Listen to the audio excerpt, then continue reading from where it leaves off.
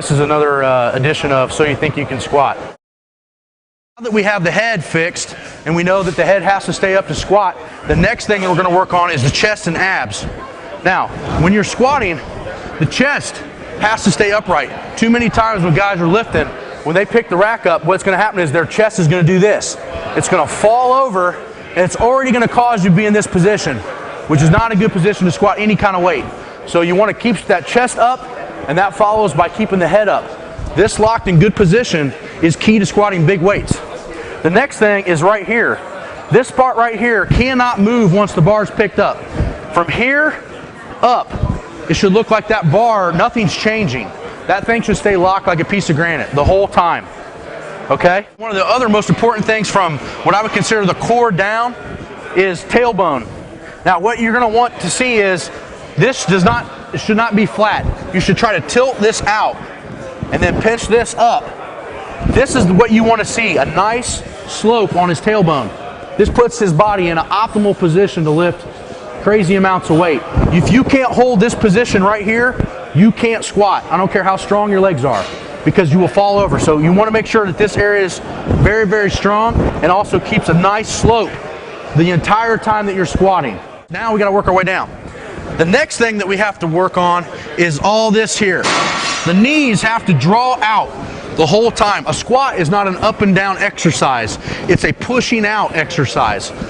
By pushing out, you learn to squat with the glute, the upper quad, and utilize all of this in one integral unit versus in pieces. If your knees shoot forward, the only thing you can stand up with is your quad. If you sit back, you can utilize the glute, the quad, the lower back, and the entire core to make the weights work, okay?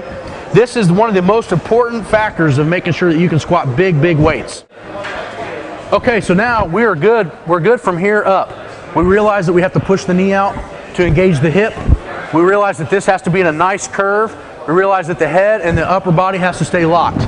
The last thing that goes through your head when you're squatting big weights is foot pressure.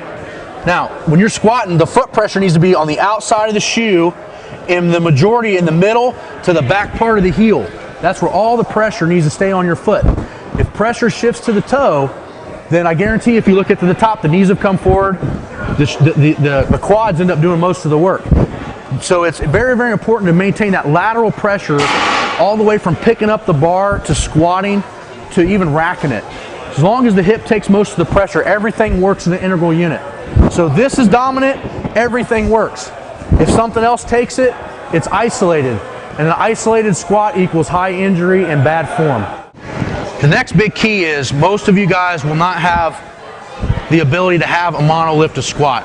So it's going to be impossible or pretty much a waste of time for me to teach you how this thing works, because if you don't have access to it, it doesn't matter. So I'm going to teach you how, if this was a normal power rack, which most colleges and all these people have, how do you actually do those correctly?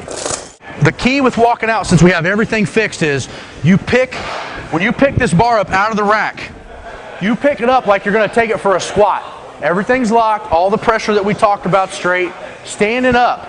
Then you start with your walkout. You don't start stagger stance.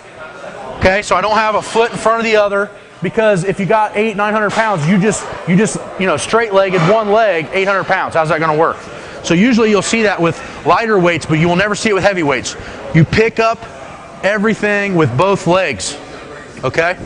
So we'll have him crawl under the bar. He's going to go over all the checkpoints in his head. So the first thing he does is he sets the bar on his back, picks his head up, locks his upper back. Then he's going to lock his abs and his tailbone.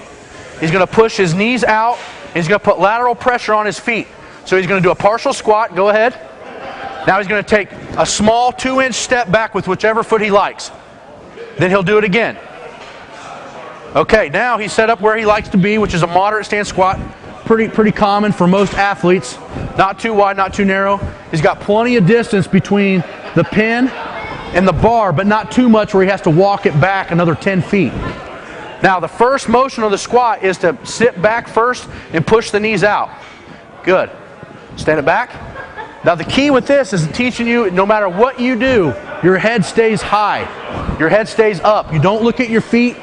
You don't look at anything that's going on. This is when this exercise turns into a proprioception. You have to understand what your body's doing without looking. That's why you stay away from mirrors and you stay with guys that know good form. Again, just a partial squat. This is the proper form and the proper loading pattern of the start of the squat. Now, when he goes to rack this in, he's going to take small steps and keep his head high.